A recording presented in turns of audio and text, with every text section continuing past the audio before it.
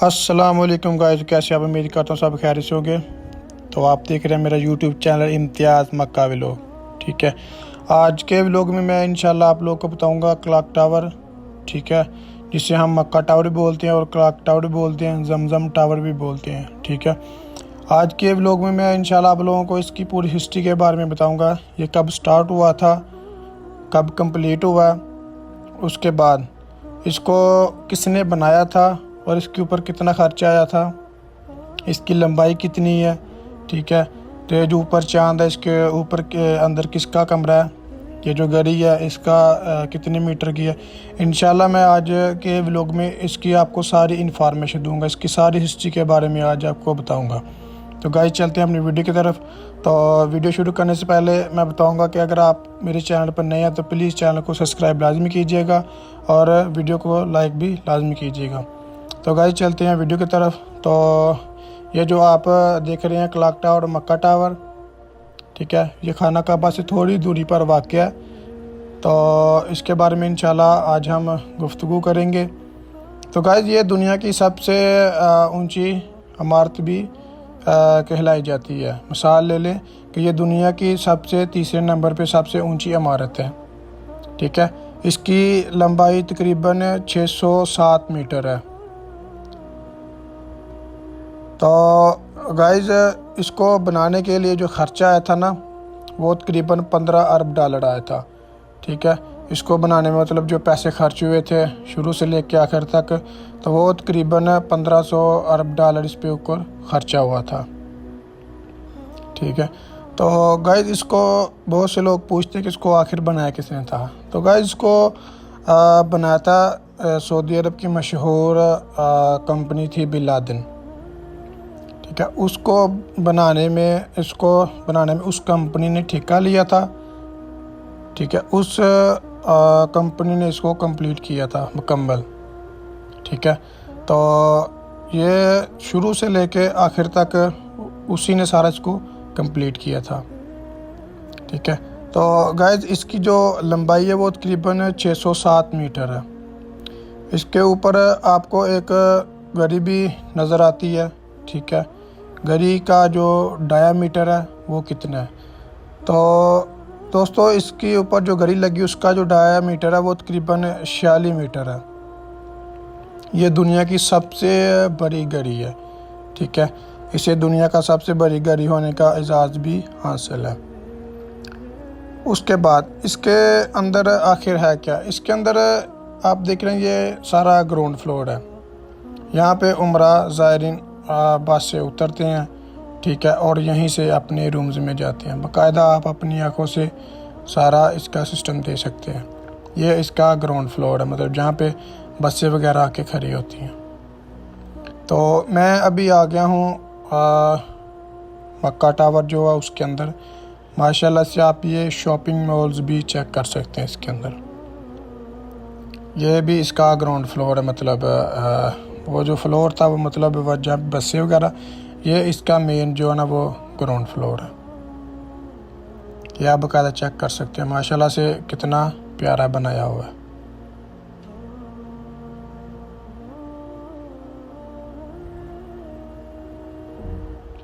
माशाल्लाह से आप अपनी आंखों से देख सकते हैं कि लोग यहाँ पे शॉपिंग वगैरह करते हैं। तो गाइस हम बात कर रहे थे इसके क्लॉक टावर की। तो इसमें माशाल्लाह से आपको कमरे भी अच्छी रहाइश मिल सकती है यहाँ पे। ठीक है, तो इसको तकरीबन सऊदी बिन लादेन कंपनी जो है सऊदी अरब की मशहूर कंपनी है, जिसको इसने बनाया था, इसको बनाने का ठेका लिया था। उसके बाद तो गाइस ये स्टार्ट कब हुआ था। तो गाइस ये स्टार्ट हुआ था तकरीबन 2004 में। ठीक है, 2004 में इसकी बुनियाद रखी गई थी और इस 2004 में इसकी बुनियाद रखने के बाद ये 2012 में कंप्लीट हुआ था। तो गाइस इसको बनाने का मकसद आखिर है क्या था। तो गाइस इसको बनाने का मकसद यही था कि जो उमरा ज़ायरीन है, एक तो ये दुनिया की सबसे बड़ी बिल्डिंग का भी एजाज़ है जो तीसरे नंबर पे आती है। दुनिया की सबसे जो बड़ी बड़ी बिल्डिंगें हैं, ठीक है, उसमें से ये तीसरे चौथे नंबर पे आती है। ठीक है, जैसा कि मैंने आपको पहले भी बता दिया कि इसको बनाने में तकरीबन 15 अरब डॉलर का लागत लगी है, 15 अरब डॉलर जो इस पर खर्चा आया है। ठीक है, तो गाइस इसको बनाने का मकसद सिर्फ एक ही था कि इसमें जो लोग आएँ और इसमें रहें।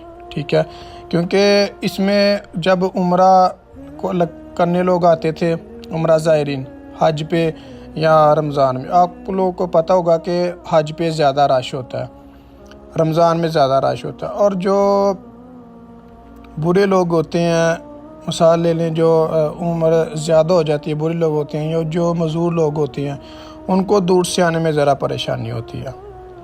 इस वजह से ये क्लॉक टावर बनाया गया था। इसके अंदर तकरीबन हज़ारों के हिसाब से कमरे हैं, ताकि जो लोग इतनी दूर से पैदल चल के नहीं आ सकते वो यहाँ पे आके रहें और यहीं से अपना जो इबादत करनी है, नमाज वगैरह भी यहीं पढ़ सकते हैं। ठीक है, इसके ऊपर भी इंशाल्लाह मैं आप लोगों को जाके किसी दिन दिखाऊंगा फ्लोर पे कि इसके सामने बिल्कुल खाना काबा नज़र आता है।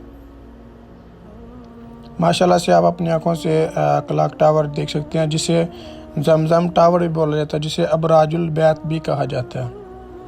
इसके अंदर माशाल्लाह से शॉपिंग मॉल्स भी हैं, म्यूज़ियम भी हैं। ठीक है, यहाँ से आप हर तरह की शॉपिंग भी कर सकते हैं। होटल रूम्स भी हैं, अच्छे अच्छे फैंसी होटल रूम्स भी हैं, जिनका किराया भी माशाल्लाह काफ़ी ज़्यादा है। लेकिन यह कि आपको यहाँ पे फैसिलिटी ज़्यादा दी जाती है दूसरों की निस्बत।